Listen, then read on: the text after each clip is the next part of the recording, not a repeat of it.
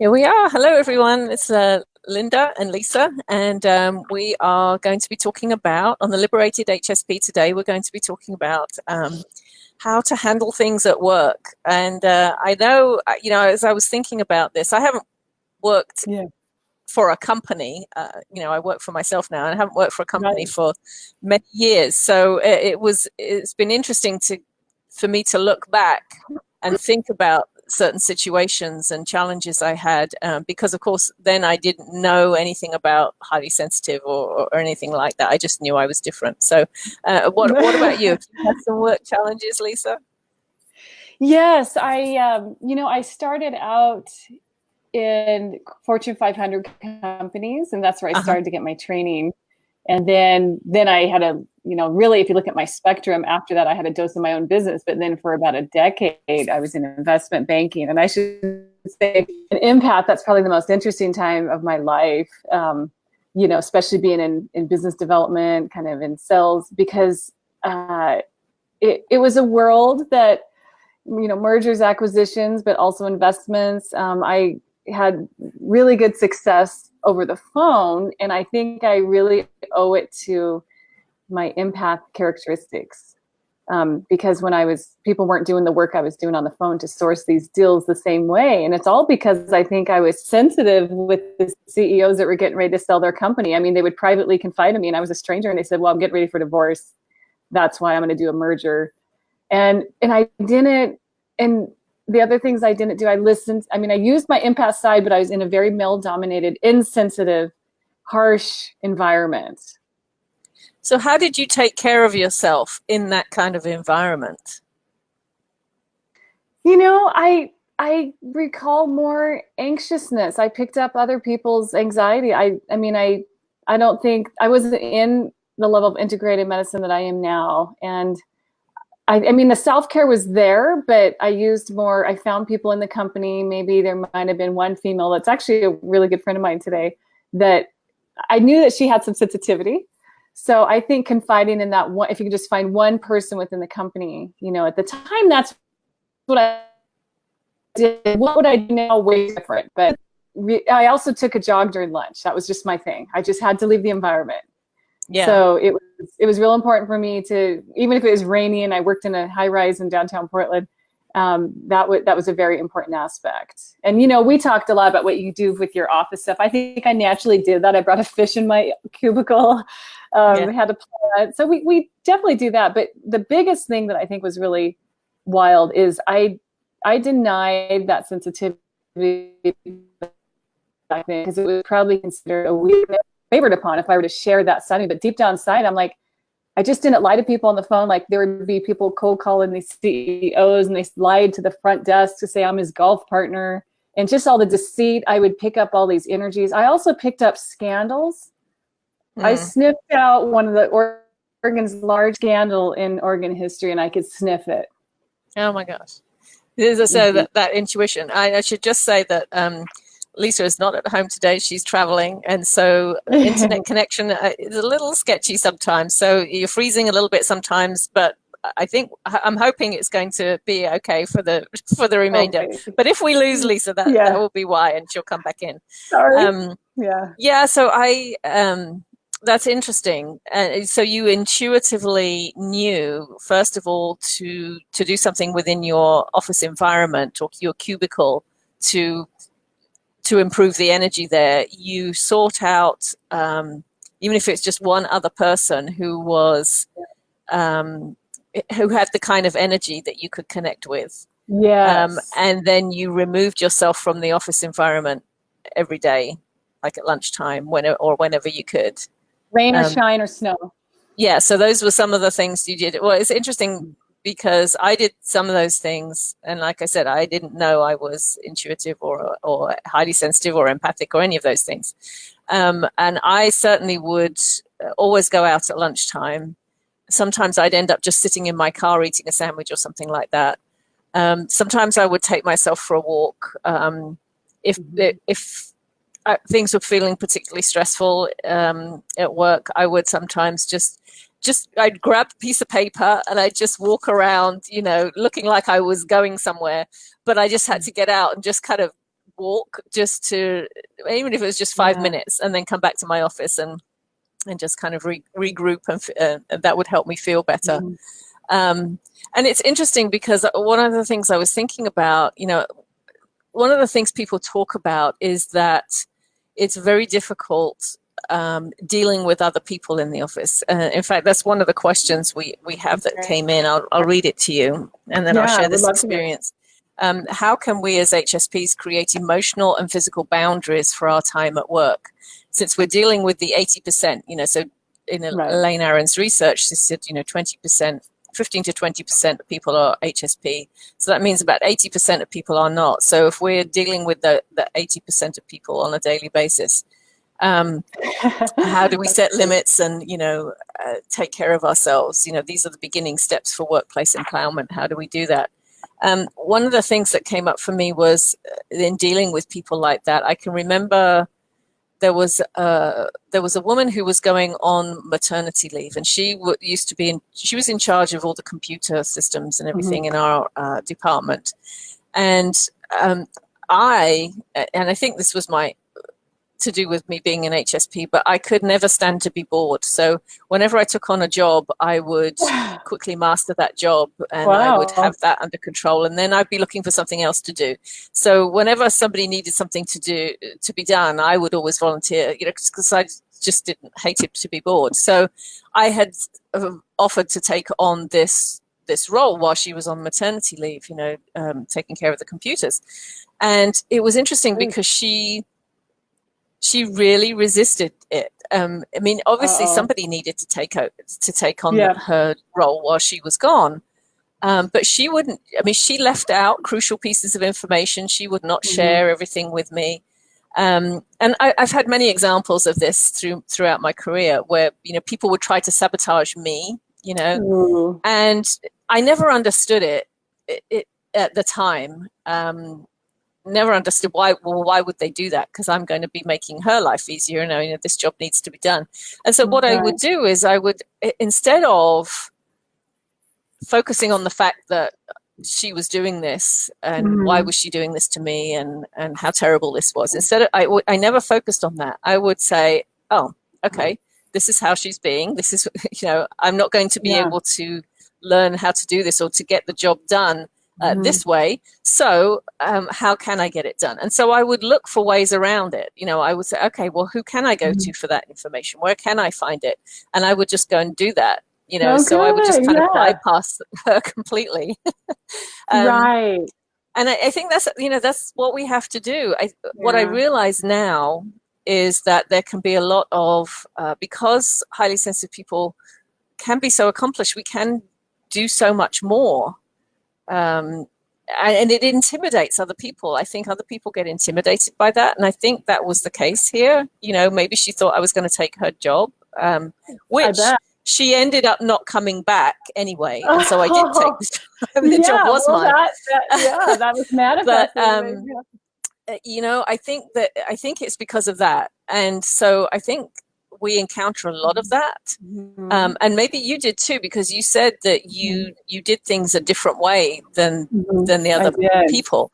And sometimes that creates resistance in other people. And so I think I just found ways around it. I used to think, okay, how can I get this done? I want to get this done. How can I do it? And I would just find a way. That's really good. Not finding a way through how you think it was best. When I think some of the most stressful time. Can you hear me okay? I can, yes. I just was looking. I got a message from, I hope I say this right, Tanea Parks. She says, glad to join you this morning. We're so glad you're here, Tanea. Oh, welcome, Tanea. Yeah. It's interesting, because we can reflect on where we were and where we are and, and moving forward. But the time when I was the most stressful was definitely the time where I couldn't follow things my way, and they might have wanted to approach things or different cultures. So one thing that I think is so important is if you are an HSP or an empath, sorry, I keep getting comfortable with this yoga ball, I borrowed my yoga ball for a chair. But yeah, if you think of if you really are in an environment that you can't change and you feel it's really toxic environment, it's not going to be good long term. And I know that I used to think I can kind of go anywhere and adapt and be a chameleon and make the most of it and all that stuff. But now I really value, making sure that the people that I work with each day are just as important as your family, because, you really do spend a lot of hours and energy. Oh my gosh. Well, and their energy is impacting Right? yours all the time. It's So very much yes. impacting. And I think it's good to see the experiences of when I did to I used it everywhere. I mean, I probably created more anxiety and stress because I probably worried more because I picked up on so much. And I've been through companies that gone through bankruptcies and got in trouble and all that kind of stuff. And so when you go through some things like that and you sniff stuff out, or I left it when I was ahead of the game because I just simply didn't think those were the right fits. I never had to repeat kind of going back in those environments because I learned. But what I just want to inspire the world that if they have any ounce of any of the empath side or the highly sensitive side, that they do shield, really, like not shield, that's probably not a good word, but just to kind of make environment they're going to allow you to thrive, because life is too short. Yeah. I think not have that. You have to look at, okay, what is it that I need to be able to function at my best in this environment? Okay. And maybe, as you say, you might come to the conclusion eventually that you can't thrive in that environment, and maybe you do have to leave. But I think above all, I think there are two things really for me that I think are crucial. One is self-care, and that's not just at work, that's outside of work as well. You have to take care of your energy in every way that you can. Whether it's through eating right, through exercise, through making sure you have a wonderful environment to live in, through getting out in nature, whatever it takes to really, you have to have some place to go. You have to, when you walk outside of your work environment, you have to be able to rebalance your energy. So outside of work is crucially important. But then what can you do at work? I would constantly be asking myself this. Can you do something in your office environment or work environment, even if it's a cubicle, even if it's just a plant? You said you brought in a fish. What can you do? If it's chaotic and noisy, how can you, there are noise cancelling headphones now, and I think that was a big challenge for me, is that there was often a lot of activity and noise and people talking and things going on, which is why I think I felt the need to go and just take a walk, even just around the other offices from time to time, just to get away from that and regroup. To the station. And then, so let's say people are being unfair to you and people are trying to sabotage you. Can you find a way around it? That's what I used to do, and I didn't. Yeah, go ahead. Oh, I'm sorry. There was a delay. So sorry. Okay. Yeah, I didn't mean to. I didn't want to interrupt. I was just saying, like, one thing that you taught me and inspired me, and I think I did use a little bit. This is realize about you when it's not about you. Right. That's important in a setting, because a lot of times the things that do come up, it's not about us. I mean, somebody's having a bad day and they attack us.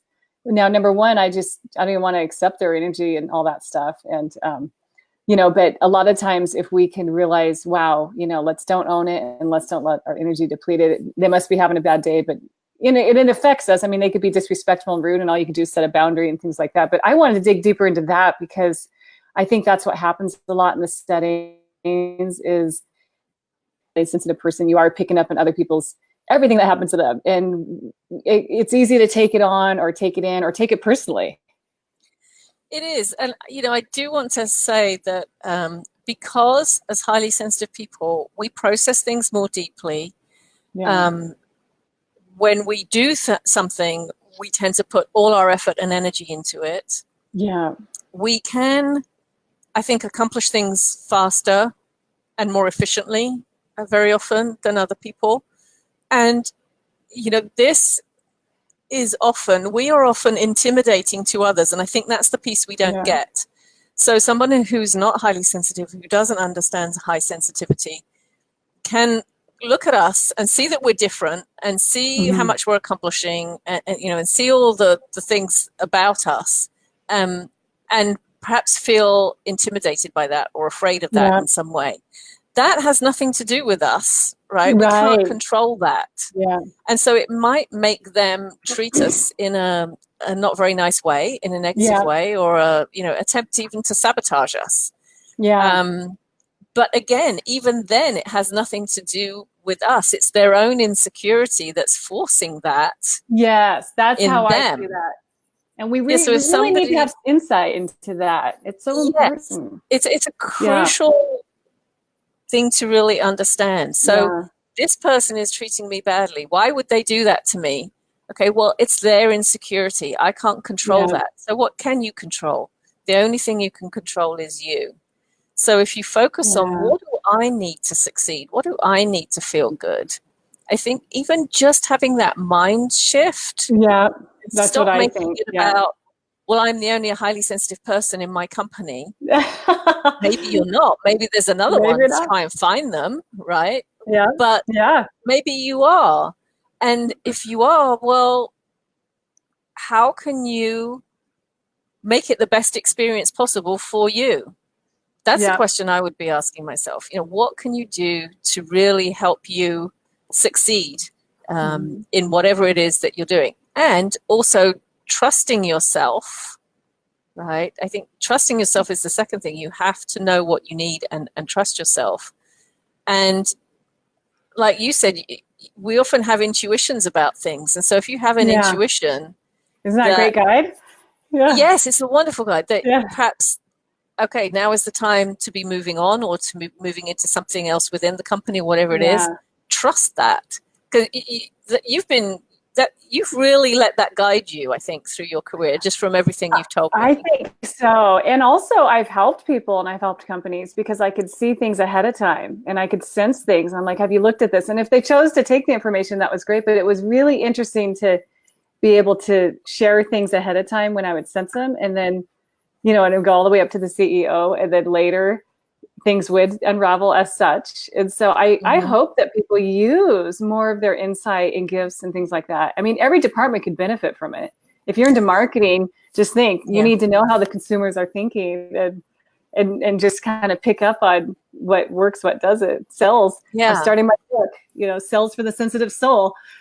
Right. Because I want sensitive souls to be comfortable with making a lot of money so that because I know they're going to do good in the world. And so therefore I'm very inspired by this book to realize that in these roles you can pick up on so much people buy when they're not ready to buy and what they need, and to listen and to be attentive. I mean, I don't know. I think I would be, if I were leading a company, I'd seek out empaths and things like that for the sales department, definitely. I'm learning, Seek them out. Even though I wanted to run away all my life.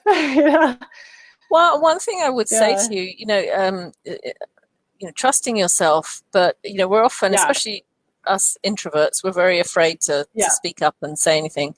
But, if you learn to trust that, and I would say if your company actually has a diversity program, because many companies do now, then seek out someone in human resources or look for the person who runs the diversity program, and you can approach them and say, being highly sensitive is an area of diversity that usually isn't included. Do you include that in your training?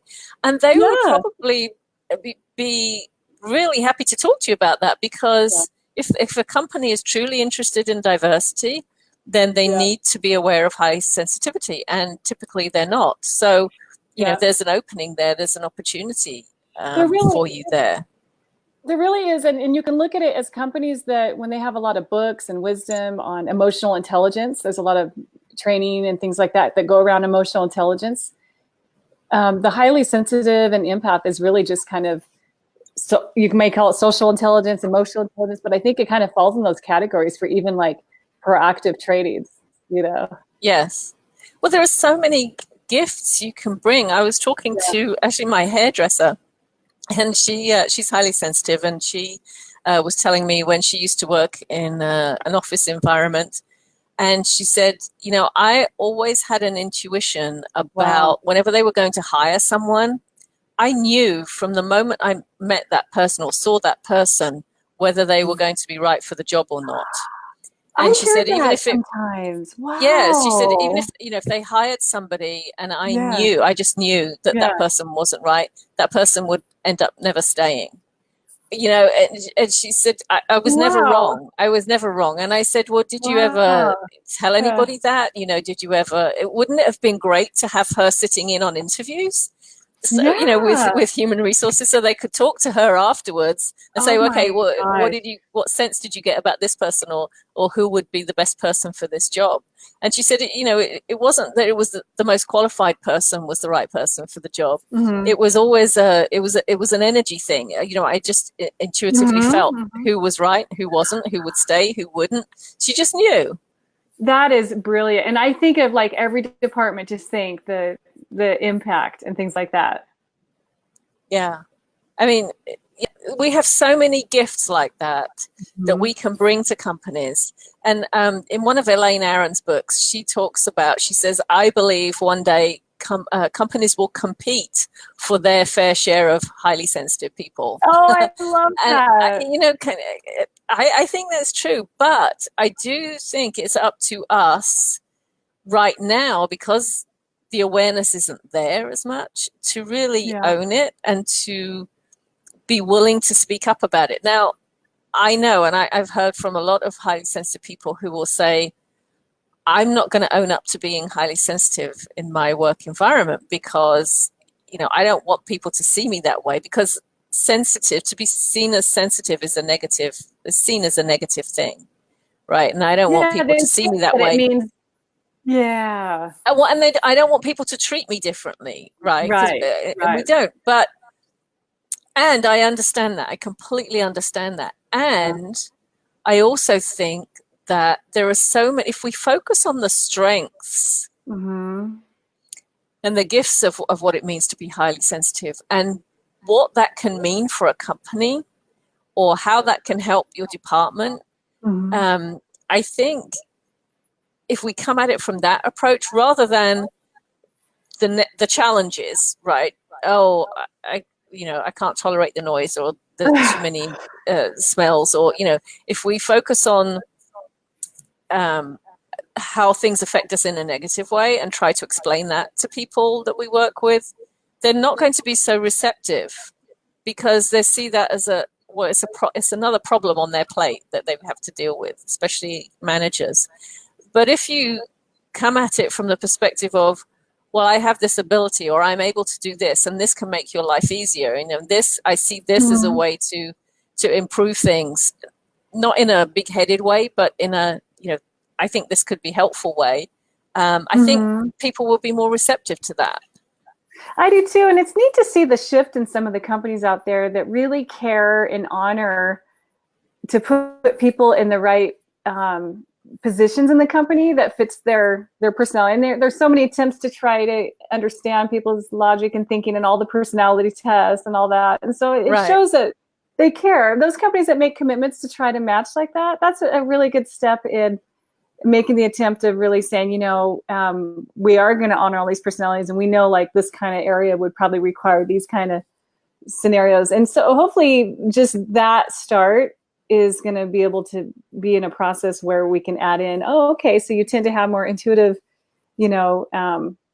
gifts, and you might have more this gift or that gift. So I think it definitely will fit in. It's slowly fitting in today in some of the companies that go to that level. But I think it's just, and it's great that we see a lot more excitement and more TED Talks on empath and Yeah. So let me ask you this question. Let's say you are working in a situation where you do feel alienated, where you can't talk to your boss, where you're seen as different and people they kind of ostracize you because you are different.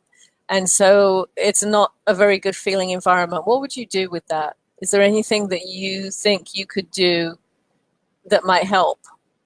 Well, first I would go within, because I think I've surprised people that when I would share more in my authentic style, my authentic way, even though they were polar opposite, I've had good bonding moments with people that were highly insensitive in the work setting.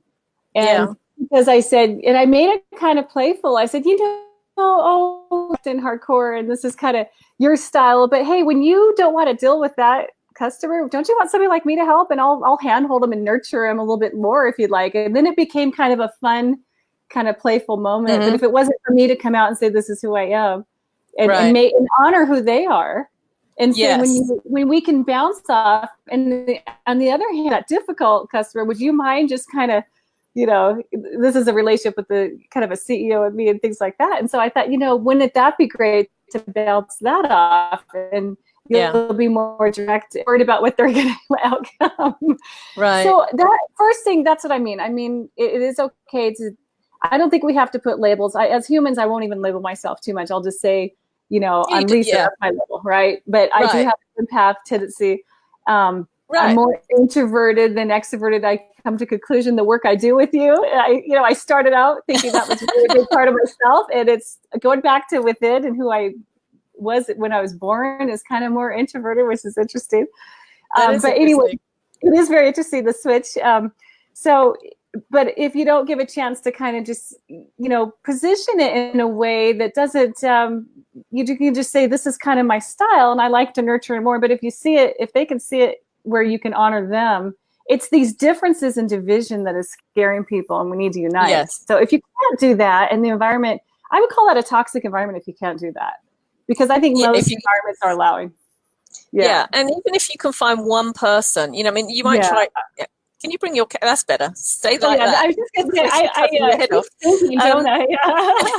Let me put it down. Even if you can find one person that is open that you can talk to, even if the majority of people you can't talk to, just find that one person. The thing, I love what you said about, I would go within. My approach to it would be, it's Tinkerbell, this is her tail. My approach to it would be, I would ask myself, what is it I need to learn from this situation so that I can move on? That's a really good, and that's presented to you. There's always something you can learn from any situation. And if you are in that situation, there's something you need to figure out about yourself, right? And so instead of making it about, it's not fair, this is horrible, all of that, yes, all those things may be true. But I would ask myself, what is it I need to learn about myself from this situation? And I would also ask myself, what can I do to feel better in this situation? Or what can I do to make things easier for myself? Because I promise you that once you learn whatever it is you need to learn from the situation, you don't need the situation anymore. You'll be able to move on from that situation. I've had situations where I had a very bullying boss one time, and what I realized I had to learn from that was how to stand up for myself. And it was crazy, because every day before I went into work, I literally had to, it was like I had to bring my energy up into kind of assertive mode, instead of being too passive, just so I could deal with him. And it was funny because he was kind of very rude to everybody, but he ended up really liking me because I would just go in and let him have it. I would just say, to him, don't you treat me this way. But I mean, that's not my natural way of being. I had to really bring that energy forward. But it was interesting that as I did that, and once I learned how to do that and stand up for myself, then I didn't need that situation anymore. And I was, I came out of that situation. How empowering.